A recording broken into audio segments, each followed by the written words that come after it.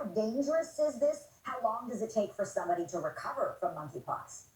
Right. So a couple of points here. There are a couple of drugs that are around that we have that likely have activity against monkeypox because we know that they do have some effectiveness against a related virus called smallpox.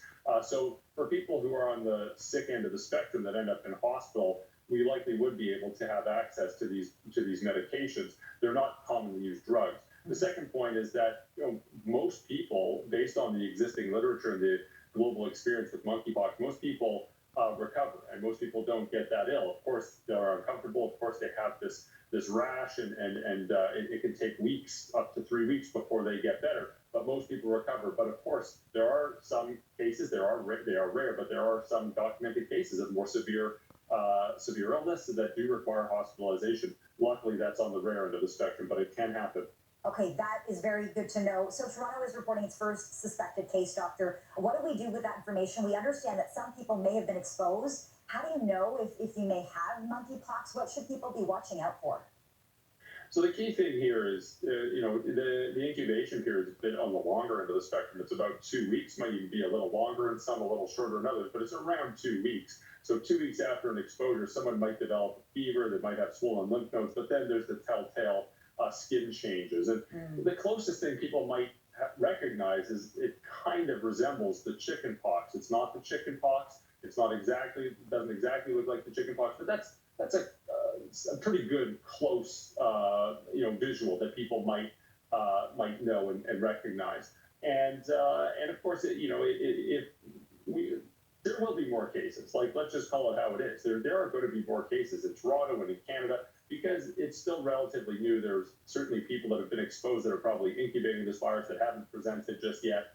And I think it's obvious that we will see more cases in Canada, of course, and the other countries that are experiencing outbreaks of this. But what you can do is you can obviously speak with an infected individual, and just like we learned from COVID-19, you can do contact tracing. So you can find all the people that individual is in contact with, really help inform those individuals about what to do if they develop symptoms. And in the United Kingdom, and hopefully here soon, you'll probably start to see close contacts get vaccinated. The smallpox vaccine in many places is licensed for monkeypox as well. It certainly would work, and you could really curb an outbreak faster by vaccinating close contacts. It's called ring vaccination, and it's a very effective approach. Okay.